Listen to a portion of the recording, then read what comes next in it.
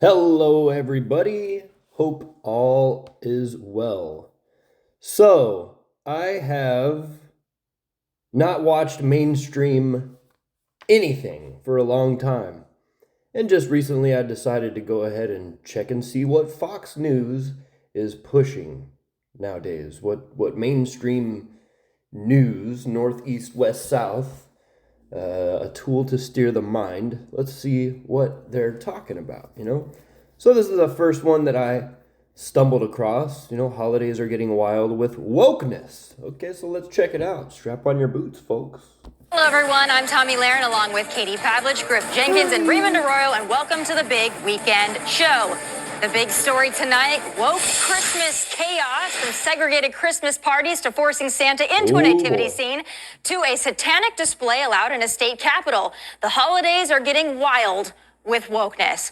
First up, Boston's mayor, who defended her Christmas party that banned white people. Okay, now I'm not a pearl clutcher, I don't get shocked and awed very much nowadays because I've learned so much. It's just, something else that is surprising doesn't even surprise me anymore. But it's a little bit offensive that this woman doesn't want whites at the holiday party. That's a little crazy. So it used to be, no blacks are allowed, no blacks drinking at my drinking fountain, all that stuff. And now it's no whites at the holiday party. So are we getting better as a race, or as a people, or are we getting worse? Let's continue. Do you concern this lends itself at all to further divisiveness? We want to be a city where everyone's identity is embraced. Are you afraid this is going to lead to further divisiveness? And she says, I don't want white people at my party. And diversity needs to be embraced, she's saying. None of this makes sense. Oh, but now Mayor Wu is boasting about it, posting a picture from the party on Instagram and in the caption writing, quote, "Not too long ago in Boston, we didn't need such a big table to fit electeds of color. I've proudly watched this group grow and create space for mentorship and fellowship among many who are breaking down barriers while holding the weight of being the first or only." Oh, yeah, breaking them and down. then there is a nativity scene forced to go woke in Iowa, just like this episode of Family Guy. Time to put up the 2020 Okay, so now they're playing Family Guy on the news. Christmas decorations. First, ethnically accurate Jesus goes right here next to Father Mary and Mother Josephine, followed closely by the three genderless wise people on their bird scooters, Tig Notaro for some reason, and of course the little drummer them, because God forbid we call a boy a boy. Oh, too good. And an atheist group said this nativity scene was, quote, divisive because it was on... An atheist group complained. Okay, so somebody please leave in the comments what the hell an atheist group would be. And who would be the person you would contact if you wanted to get a hold of the leader of the group. That doesn't make any sense either. Display on public property at a fire department where it's been for years. It's probably one whiny citizen going, that's offensive to me, and then now they're having to make this big old deal. Or it's just propaganda that they're pushing that they've had a plan for the whole time. The fire department took it down over worries of a lawsuit. Now the nativity scene is back up, but with secular things included like Santa and a reindeer. Oh, thank goodness. Also in Iowa. Okay, now this is the dumbest shit that I've seen in a long time. Now, mind you, the Iowa state capitol is where this is being held. I did watch a little bit of this beforehand. But the Iowa State Capitol is where this satanic holiday party is taking place. And who would be in control, or who would allow things like this to take place inside of the state capitol? That would be the people that are in control. The government, the elites, the controllers, whatever you want to call them. Those are the people that would have to allow something like this to take place. So just make sure you pay attention to where this is all coming from.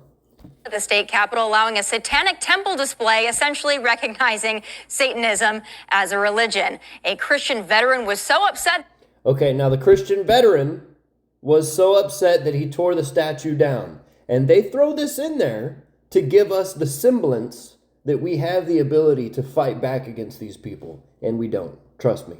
We don't in our physical, as far as physiology is concerned, we don't have the ability to fight back against these people. It's going to be won in our own minds as we save ourselves from the indoctrination that was placed on us from birth. You have to wake up. You have to open your eyes and see what's going on around you and the truth of different things. And you won't get there until you take a look. By it that he tore it down.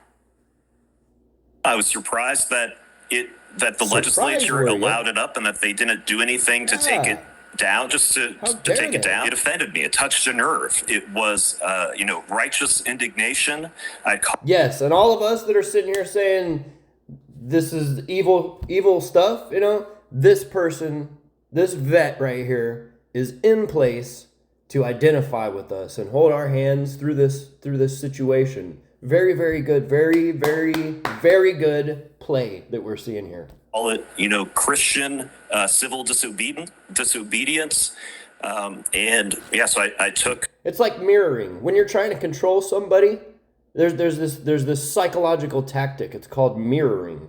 And you mirror the person that you want to control, so that person sees you as a familiar, close type of a person. You're doing the same thing I'm doing, so I think I can trust you a little bit. You know what I mean? So that's what's going on here.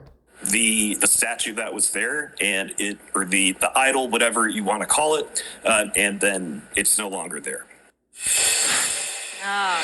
Christian civil disobedience. Raymond, I know that you are... All right, I'm going to go ahead and end it there because that's really all I've watched of this video. But I just wanted to go ahead and make this video to speak my mind on what I found this morning in this video.